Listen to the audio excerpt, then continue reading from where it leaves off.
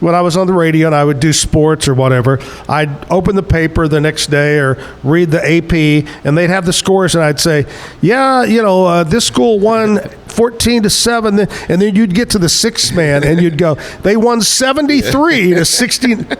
Tell us about six man. Yes, yeah. So, I mean, there is differences, right? One of the main differences is that the field's smaller, not much. The playing surface is 80 yards instead of 100.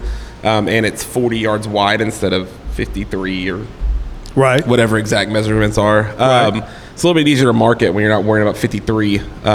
You don't use as much paint. Yeah, exactly. Yeah, a little bit cheaper. And then the other main difference is whoever takes the snap cannot run with the ball. So really? There has to be an exchange of the ball with somebody.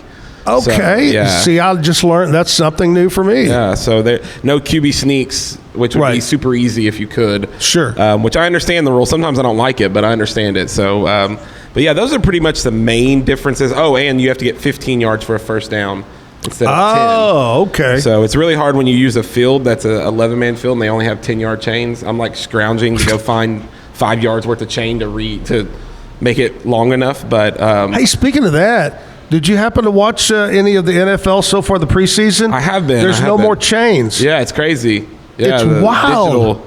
Digital. Yeah. It's going to come to high school eventually. One thing that I think that I know about six-man, and maybe it's changed, maybe it hasn't, that a lot of players play both ways. Oh, yeah, for sure, yeah. I would love not to because you get a lot of rest, but the reference that you hear a lot with six-man is it's like a big track meet. They're running constantly.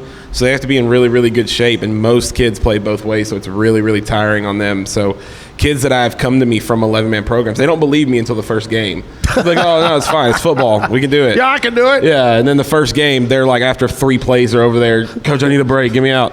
So, yeah, it's different. It definitely is because it's wide open. You're running constantly. Yeah. The kids. Is the length of the game same time? Quarters? So high school's 10 minutes. Oh, okay. So instead of 12, so you play 4 10-minute quarters. Okay. And honestly, it feels longer because, especially if a team's throwing the ball, you're like literally, you look up 45 minutes later, you're still 5 minutes in the first quarter. You're like, oh, okay.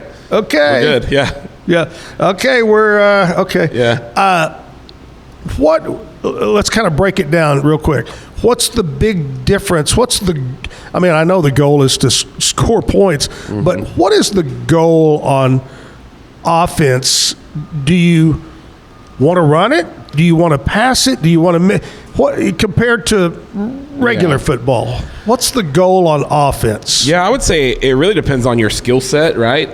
There are some teams that are really, really good at blocking, and if they do that and they run those, there's some different six-man offenses that look different. You would watch a game and be like, what are they doing? But if they're really good at that block, they're going to run the ball a lot. I've seen teams, throw the ball 1 or 2 times, and you're like, oh, okay. Me, on the other hand, I like to spread it out, and my goal is in a spread offense and six-man is it's always run first, and then after run, then we're going to look up and try to throw the ball. So that's what my deal is. Coach, you just gave away the season game plan there. Yeah, definitely. My team this year, you'll see why that is the way it is. So, what about on defense?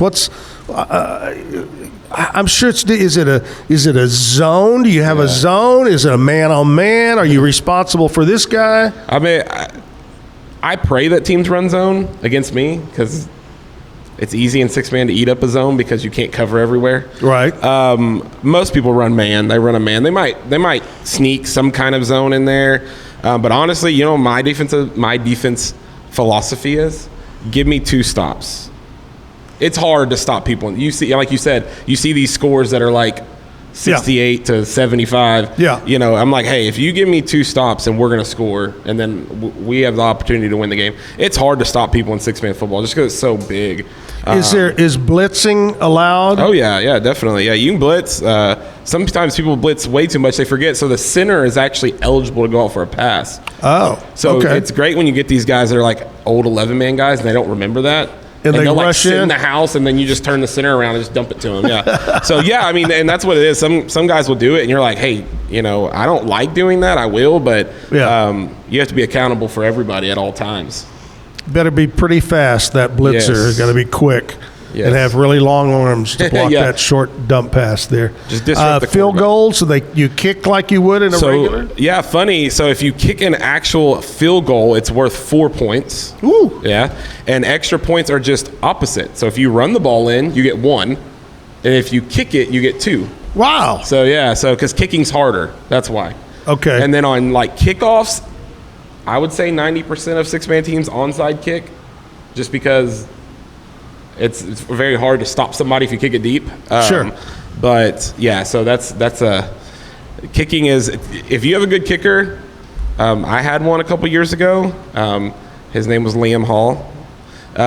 When you have a good kicker, your game plan is just way, because you're getting more points. I mean, you're scoring 8 points every time, no matter what. Yeah.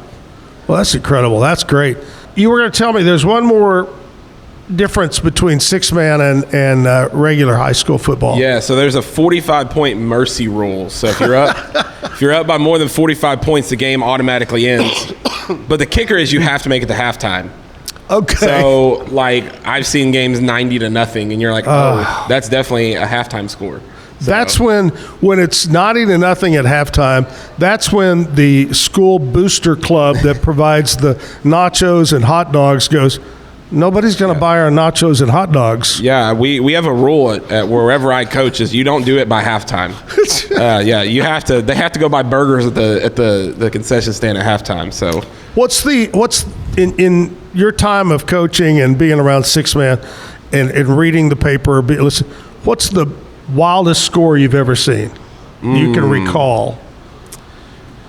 I could say I think it was a couple years ago, maybe. I think a team it was both teams scored over 100. It was like 120 to 100 something. You know, it was insane. Oh my gosh! It like broke the state record for most spread points in a game.